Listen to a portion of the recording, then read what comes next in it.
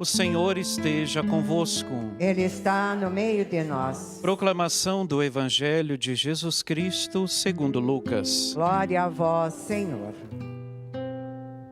Naquele tempo, Jesus voltou para a Galileia com a força do Espírito, e sua fama espalhou-se por toda a redondeza. Ele ensinava nas suas sinagogas e todos o elogiavam. E veio à cidade de Nazaré, onde se tinha criado. Conforme seu costume, entrou na sinagoga no sábado e levantou-se para fazer a leitura. Deram-lhe o livro do profeta Isaías. Abrindo o livro, Jesus achou a passagem que está escrito: O Espírito do Senhor está sobre mim, porque Ele me consagrou com a unção para anunciar a boa nova aos pobres, enviou-me para proclamar a libertação aos cativos e aos cegos a recuperação da vista, para libertar os oprimidos e para proclamar um ano da graça do Senhor. Depois fechou o livro, entregou-o ao ajudante e sentou-se. Todos os que estavam na sinagoga tinham os olhos fixos nele. Então começou a dizer-lhes: Hoje se cumpriu esta passagem da Escritura que acabastes de ouvir. Todos davam testemunho a seu respeito, admirados com as palavras cheias de encanto que saíam da sua boca. Palavra da salvação. Glória a vós, Senhor.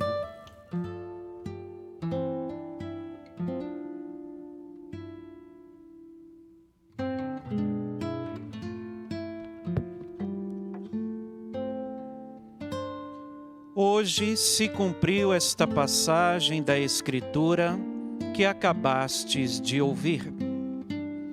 Caríssimos irmãos e irmãs, o Evangelho de hoje trata sobre o relato de que Jesus voltou a Nazaré, a cidade do qual ele fora criado. Mas qual o motivo que Jesus voltou para Nazaré, a sua cidade?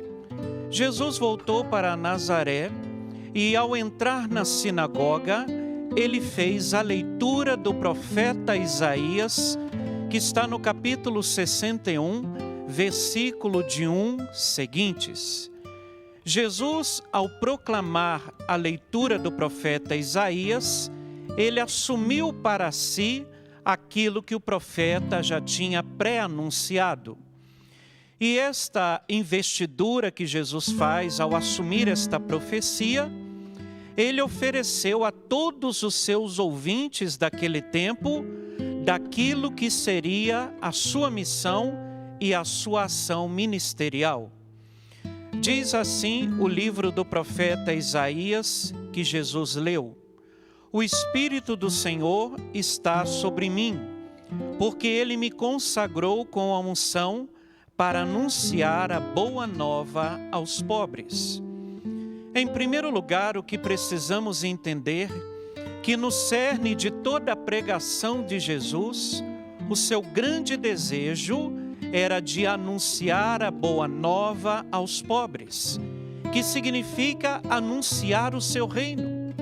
O reino de Deus, que faz parte da pregação e do ministério de Jesus, hoje se torna para nós este grande anúncio da boa nova. Somos cidadãos aqui neste mundo, mas estamos aqui peregrinos. Não vamos viver aqui eternamente. Nós somos cidadãos do céu.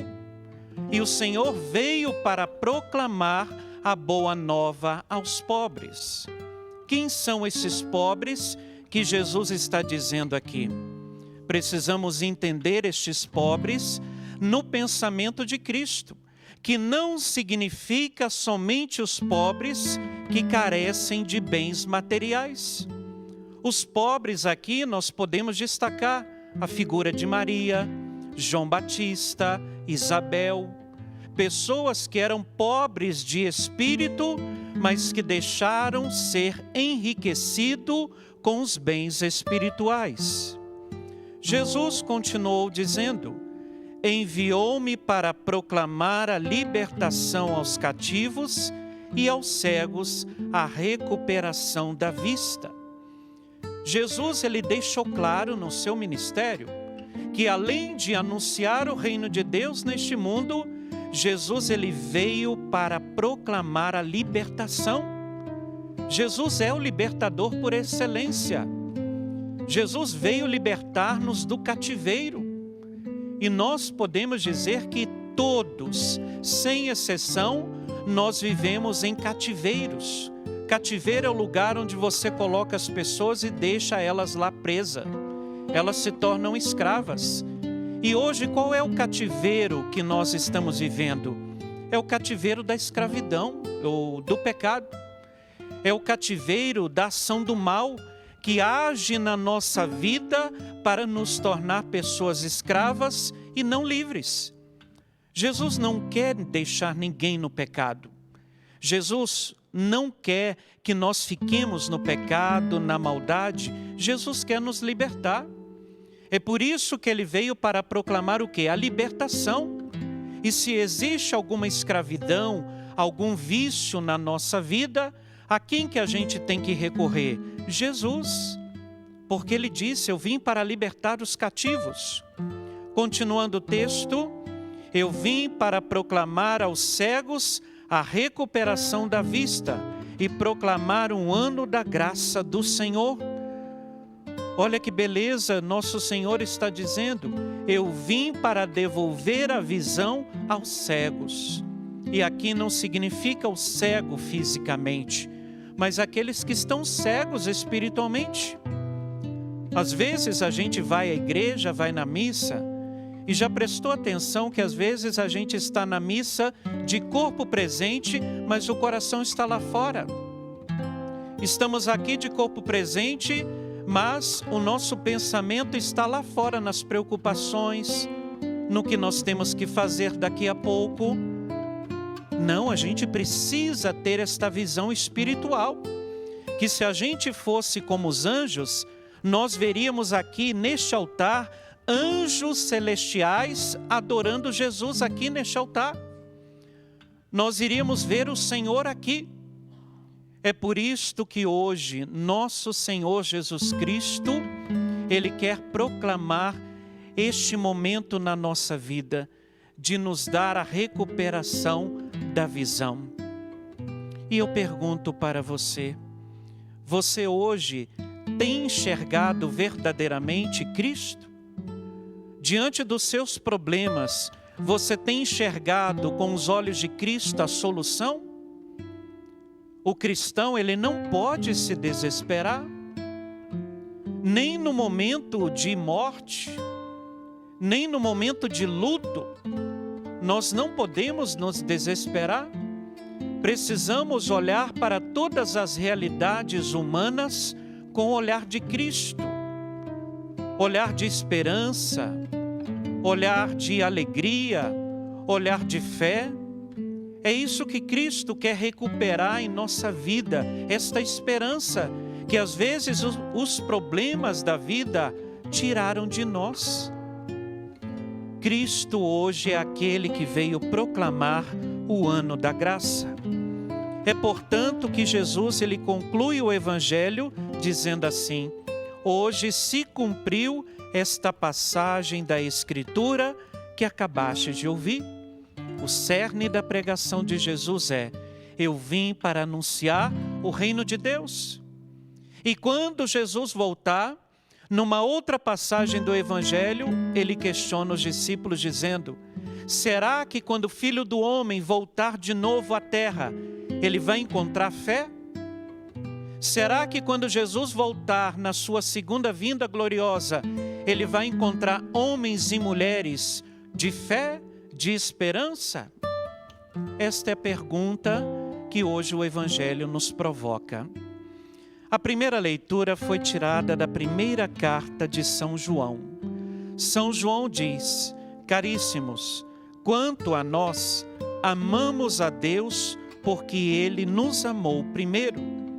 E aqui eu quero dar uma catequese para vocês. Há muitas pessoas que dizem assim: eu amo a Deus porque eu quero amá-lo. Mas na verdade, São João aqui na primeira carta está dizendo: se nós amamos a Deus, foi porque Ele nos amou por primeiro. Ninguém pode dizer que ama o próximo ou ama a Deus pelos seus esforços. E aqui São João ele afirma: nós amamos a Deus porque Ele nos amou. Gente, sem o amor de Deus ninguém vive. Nós só estamos vivendo aqui nessa terra porque o que nos sustenta é o amor de Deus. Se não fosse o amor de Deus, ninguém seria capaz de dar um pouquinho de amor ao próximo. Se você hoje ama a sua família, se hoje você ama os seus amigos, todo esse amor é porque Deus amou você por primeiro. Então, qual é a primeira pessoa que a gente tem que amar? É a nós mesmos? É a nossa família? Ou é a Deus? Lógico que é Deus. E eu preciso gastar a minha vida, doar a minha vida por amor a Deus. Se Ele me amou, o que Ele espera de mim é uma resposta também de amor. Resgata hoje na sua vida como que está a medida do seu amor a Deus. Será que a nossa medida de amor a Deus é a mesma medida com que Ele nos amou? E ainda continua São João: se alguém disser amo a Deus, mas entretanto odeia o seu irmão, é um mentiroso. Pois quem não ama o seu irmão, a quem vê, não poderá amar a Deus a quem não vê. Gente, isso aqui é muito sério. São João está dizendo: se eu como cristão digo que amo a Deus, que eu não vejo, que eu não posso tocar fisicamente, mas eu digo que não amo o meu irmão, que eu vejo e posso tocar, eu sou mentiroso. É São João que está dizendo isso.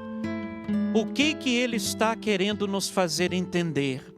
Se você ama a Deus, que esse amor te leve a amar também o teu próximo. Mas se você odeia teu irmão, se você quer maltratar o teu irmão, se você quer se vingar do teu próximo, porque ele fez um mal na tua vida, eu quero dizer para você: não diga que você ama a Deus, porque não ama. Isto quem está dizendo é São João na sua primeira carta. E daí Jesus encerra, ou melhor, São João encerra a primeira leitura dizendo: e esta é a vitória que venceu o mundo, a nossa fé. A única coisa que vamos vencer neste mundo é a nossa fé. É a nossa fé. É interessante partilhar com vocês. Um tio muito querido faleceu ontem à noite. Toda a minha família à minha espera de poder estar lá fazendo as exéquias. Mas eu disse para eles: infelizmente, por causa da missão, não estarei com vocês. Mas eu dou-lhe uma certeza, que a melhor coisa que um sacerdote pode fazer por um ente querido que morre é celebrar a Eucaristia. Então, o amor a Deus tem que estar acima de qualquer coisa e de qualquer pessoa. Porque o que vai vencer este mundo é a nossa fé. Então, não se deixe abalar por nada, porque o que nos sustenta é o amor de Deus. E no final, a nossa esperança, nós nos reencontraremos no céu, porque é para lá que Deus nos destinou. Louvado seja nosso Senhor Jesus Cristo. Para sempre seja louvado.